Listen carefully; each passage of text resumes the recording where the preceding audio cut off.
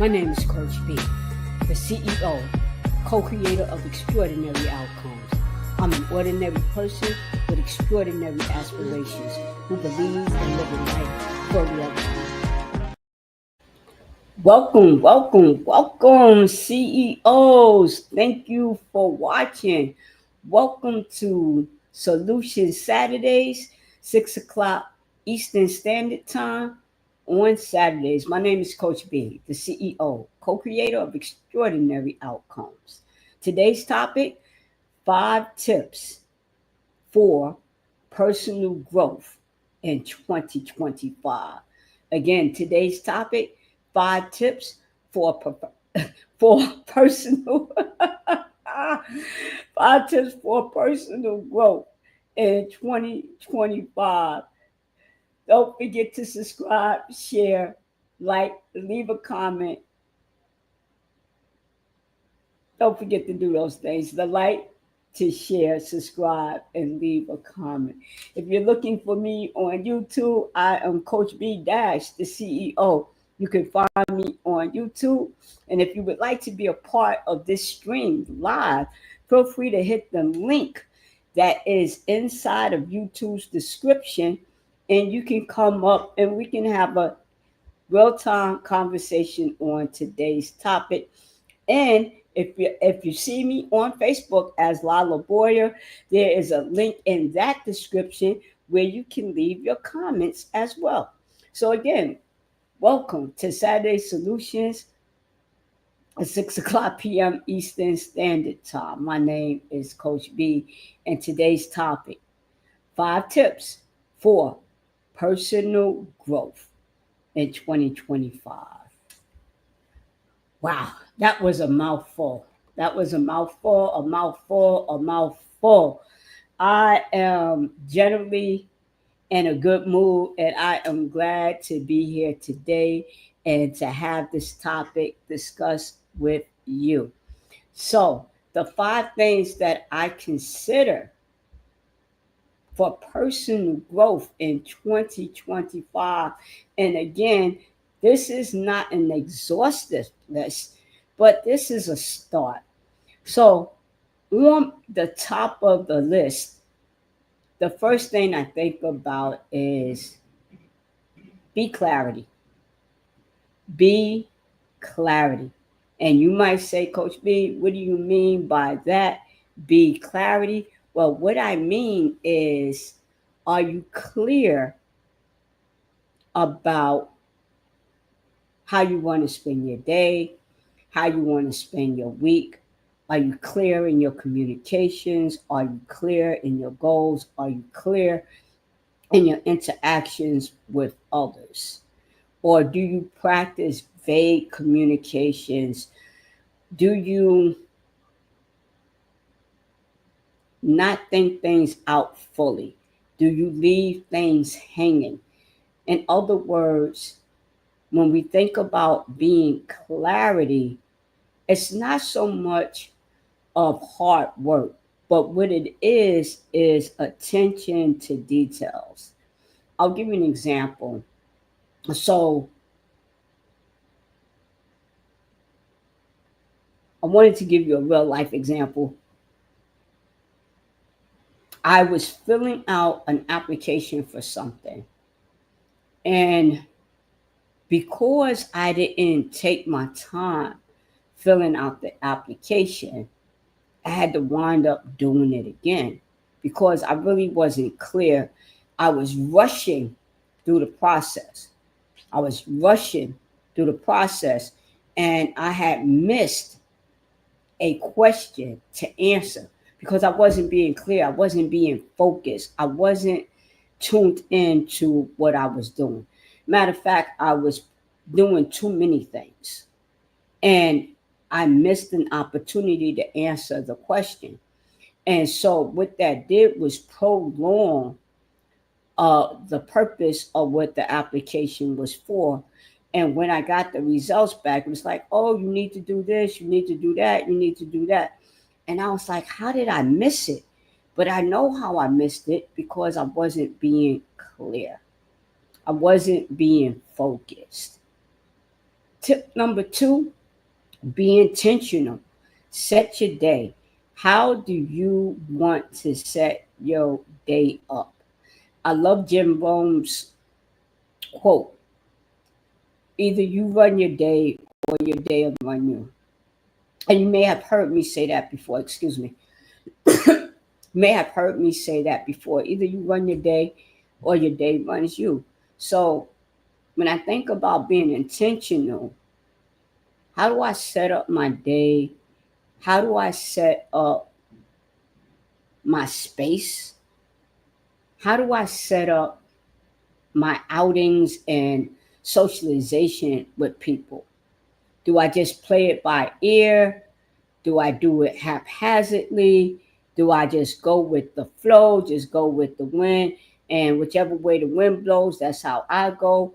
Or do I wake up or before I go to bed, plan how I want my day to be?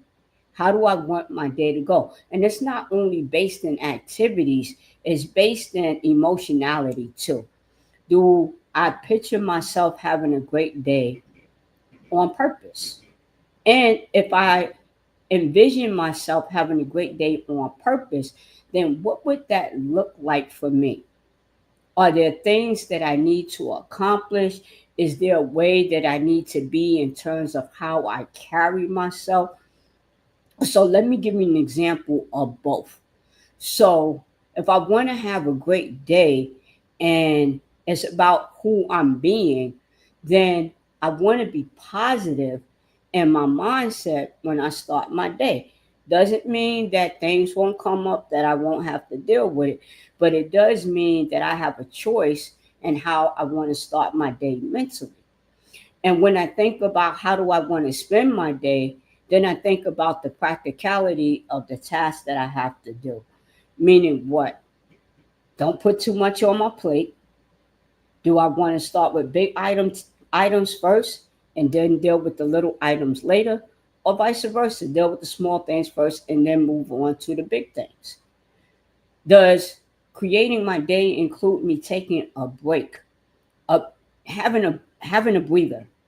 So I know people who pride themselves on working 60, 70 hours a week. They pride themselves. I work 80, 90 hours a week. And I asked them, well, how much rest are you getting? Do you have time for anything else that is important to you? And normally the answer is no, because all their energy and focus is going into one thing. So if you want to have balance and you're setting your day up, what are the 2 or 3 things that are really important to you for your day? For example, for me, getting up, exercising, meditating, and reading is an important and essential part of how I spend my day. And then doing an honest day's work and not bringing my work home and stopping when I need to stop. And so when I say not bringing my work home, I don't have a traditional 9 to 5 because I am an entrepreneur. And so when I say an honest day's work, if I'm scheduled to work 9 to 5 in my business, then I'm working 9 to 5.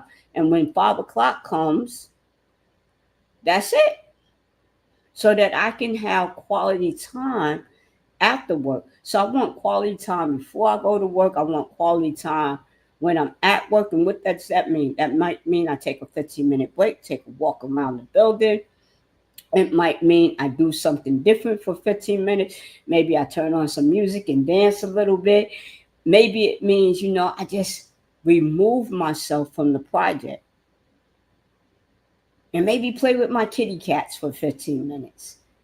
But I do something, right? Because that's important. So, and in the evening, how do I wind down? Maybe that's a bubble bath. Maybe it's music. Maybe I turn on the fireplace.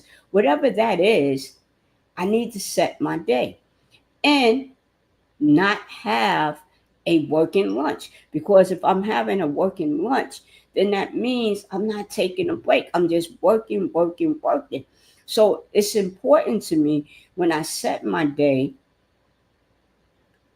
What's the mindset that I want to be in? I want to be cheerful. I want to be positive. I want to be energetic.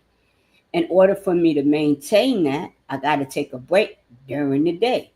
And then at the end of the day, you know what? Maybe I just want to unwind, take the break. And you know what? Take a look at what I'm grateful for. What I'm grateful for. Some people do that in the morning. Some people do that as a part of their meditation. They get up in the morning and they journal and they do a gratitude list because that helps them do what? Set the day and their intentions for the day. For me, as I said, reading, meditating, and exercising helps me to set my day. Be congruent. The talk matches the walk. If you see me perspiring, I apologize. It's a little warm, but I'm okay. I'm here. Um, Being congruent. Does my talk match my walk? And what do I mean by that? Am I saying I want to have a productive day, but I'm doing everything else except for the things that I had listed to do on my day? Am I being distracted by phone calls and conversation or other items that might come up in the day? Am I being congruent? I want to be productive, but in order for me to be productive, I got to set my day. I got to, set my day. What do I want my day to look like? How do I get my talk to match my walk? Am I saying one thing and doing something else? So, one of the ways that I am able to manage that, I put my do not disturb on my phone. Do not disturb. I'm working on a project. I want to give it my full attention. Do not disturb. Now, sometimes the do not disturb might be only for 15 minutes, depends on what I'm working on. Sometimes it might be longer.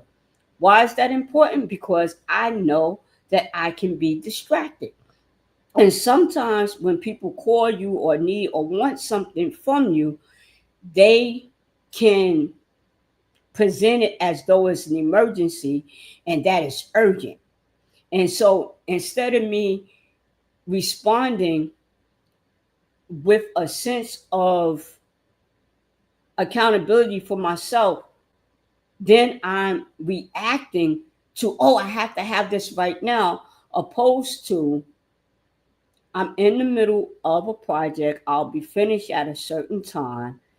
Is it okay if I get that to you by 2 o'clock, 3 o'clock? Whatever that is. Why is that important for me to ask for that? One, it allows me to finish what I was working on. Number one, it gives me the opportunity to respect the work that I'm doing and also to fulfill on the request that somebody else has. So it's really important for my talk to match my walk, for me to stay away from things that distract me, because remember that my goal for today is to be productive. I want to be clear. I want to set my day up, and then I want my talk to match my walk, right? I want my walk to match my talk. And then I want to be consistent. And sometimes being consistent looks different. What do I mean by that? I want to exercise daily. Sometimes the exercise might be an hour. Sometimes the exercise might be 15 minutes. What's consistent? That I'm exercising. That I'm exercising. Sometimes the length of a thing doesn't matter. What matters is that you continue to do it. So for me, if I have a really big day, then I know that maybe I need to shorten something so that I can do what my other responsibilities are.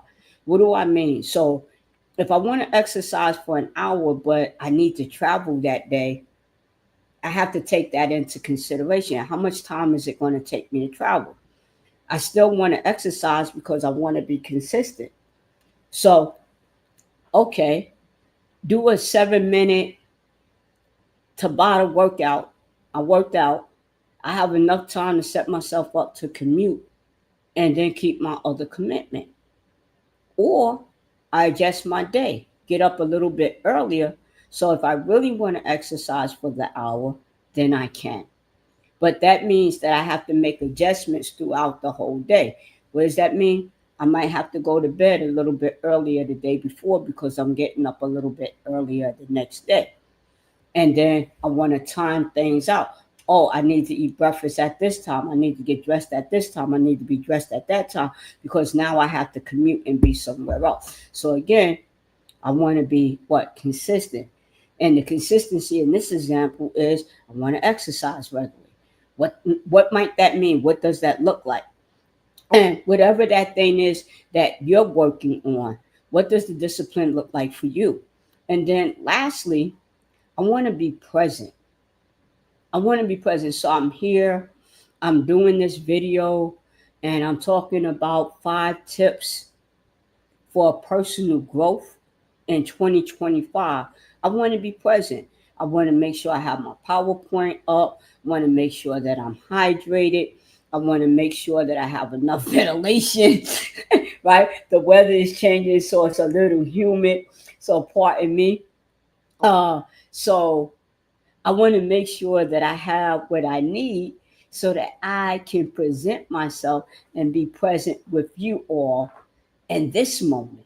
So I want to observe too. I want to observe how am I feeling? How am I feeling when I'm doing this? Do I feel excited? Do I feel tired? What am I feeling? And I want to listen. I want to listen to my inner voice. I want to listen to my thoughts. I want to enjoy the moment. I want to really be present in the moment. So anything that I'm doing, I want to be present in the moment. I don't want to be scattered and be all over the place. I want to be present in the moment. I want to be present in the moment. And what helps me stay present in the moment is the ability to be observant, to listen to myself. Doesn't mean I have to answer myself, but be observant to the moment. Kind of listen to myself, kind of check in with myself, and then I want to enjoy. I really want to enjoy what I'm doing. So what that does when I'm enjoying what I'm doing, because I'm clear, I'm not being vague about what I want to do. I'm setting my day up, and my talk is matching my walk, and I'm practicing discipline because I'm doing things on a consistent basis. I find enjoyment in that. That excites me. That excites me to be consistent, right? And you can see right in my face, it brings me so much joy to be consistent. It brings me joy when I'm clear, when I'm being clear. Now, I don't have a 100% record. I'm not saying that, but the days that I am clear, the days that I am being intentional, the days that I'm being congruent, the days that I'm being consistent, and the days that I'm being present, it's nothing like the energy that I have when I'm being clarity, when I'm being intentional, when I'm being congruent, when I'm being consistent, when I'm being present. There's no energy like that. It's nothing that can beat it. Nothing that can beat it. Sometimes I'm doing presentations with a group of people, and they're like, you got so much energy. I'm not talking about the energy that pushes people away because I'm overly excited. They're talking about stamina. I have so much energy. I have so much stamina. I have so much condition that my energy is humorous. I love to smile. I love to laugh. I love to enjoy myself. And guess what? It's contagious. It's contagious because when you're in a good mood and you're clear and you're congruent and you're present, other people have no other choice but to respond to you. So I've noticed, like when I'm, listen, I've noticed I've walked down the street and I'm in my game. I'm in my game. I'm in my game, right? And I'm clear. I'm intentional. I'm congruent. I'm consistent. I'm present. I'm in my game. My energy is good. My swag is up. And people just speak to me. Hello, how you doing today? Have a great day. You look great today. People just give me compliments. People just want to talk to me. Because the energy is contagious. So, and what's the opposite of that? Don't say nothing to me. I don't want to be bothered. I got that stay away from me energy. Leave me alone energy. Don't say nothing to me energy. When I have that kind of energy, I get exactly what I'm asking for. People were like, don't mess with her. Don't talk to her. She look like she in a bad mood. But when I have this energy, whoo, when I have this energy, I attract positive things. So the 5 tips, let me go over them one more time. So the 5 things, the 5 tips for personal growth in 2025. Be clarity. Be clarity. Stop being vague. Be intentional. Set your day. Be congruent. Let your talk match your walk. Be consistent. Have some discipline and be present in the moment. Be present in the moment.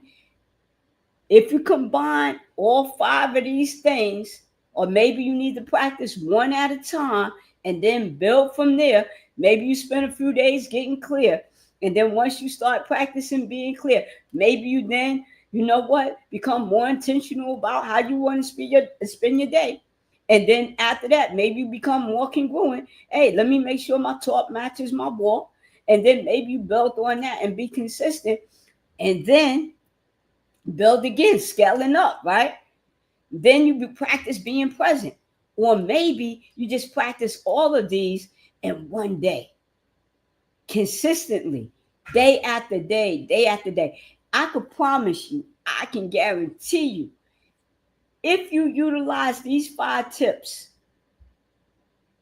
consecutively, consistently in 2025, you are going to see a change.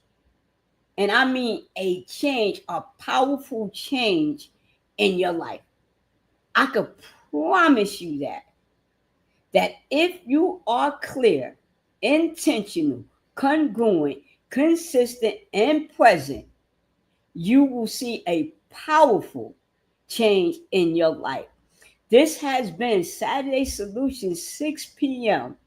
Eastern Standard Time. My name is Coach B, the CEO, co-creator of Extraordinary Outcomes. Don't forget to like, share, subscribe, and leave a comment. And I'll see you next Saturday.